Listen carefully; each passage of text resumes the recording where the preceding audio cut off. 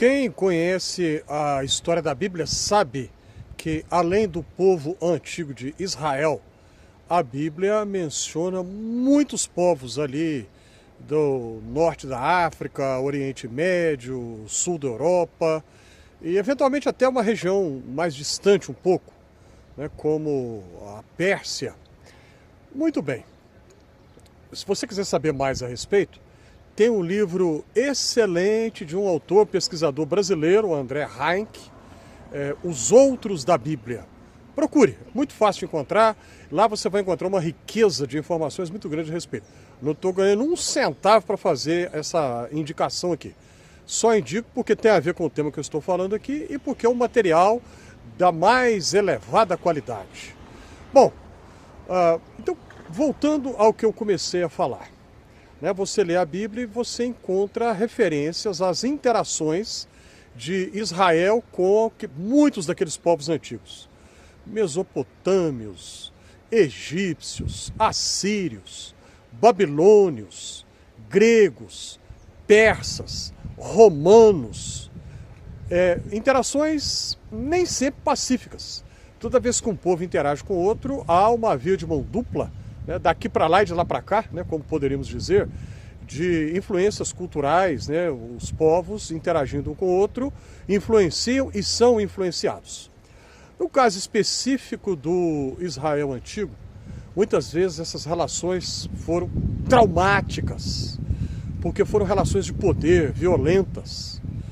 Lembrando, por exemplo, aqui agora, as relações do Israel antigo com a Assíria, com a Babilônia um pouco mais tarde, cronologicamente falando. Antes disso, as relações dos hebreus antigos com os egípcios, extremamente traumáticas.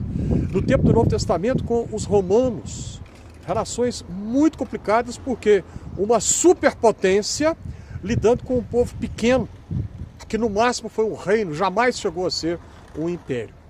Por que eu estou falando tudo isso?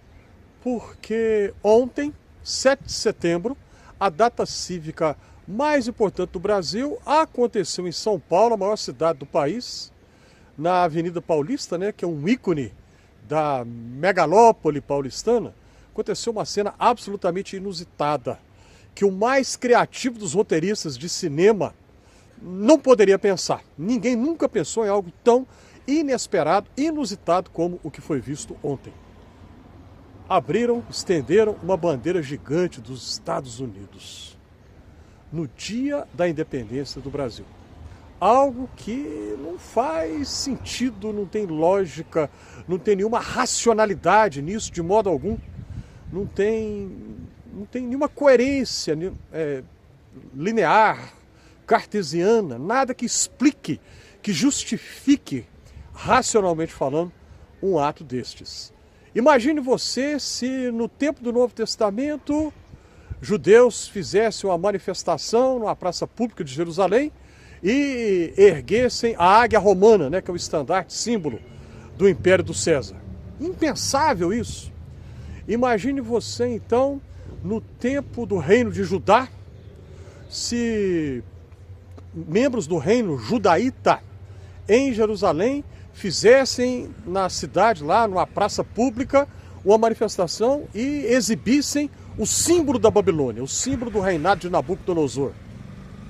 Não tem lógica, Não tem cabimento nenhum pensar em algo assim. Foi o que se viu ontem na Avenida Paulista, em São Paulo. É claro que nós não estamos em um estado de dominação, de sofrer uma dominação estrangeira, como Israel sofreu na mão dos assírios, dos babilônios, mais tarde dos gregos, dos persas, dos romanos. Não é esse o nosso caso. Mas exibir a bandeira de outro país, qualquer que seja, podia ser qualquer país. Podia ser da Bolívia, do Chile, da Argentina, de Ruanda, do Burundi, podia ser da Austrália, da França, da Itália, não importa. Jamais poderia ter acontecido aquilo, jamais, em hipótese alguma, exibir bandeira de um outro país. Isso não é patriotismo, de jeito nenhum. Isso é sinal de uma idolatria, de uma religião. E muitos que dizem isso se apresentam como cristãos, estão praticando idolatria e não se dão conta. Não se apercebem que não tem nada de patriotismo nisso. Muito pelo contrário, é a negação do patriotismo, é o antipatriotismo.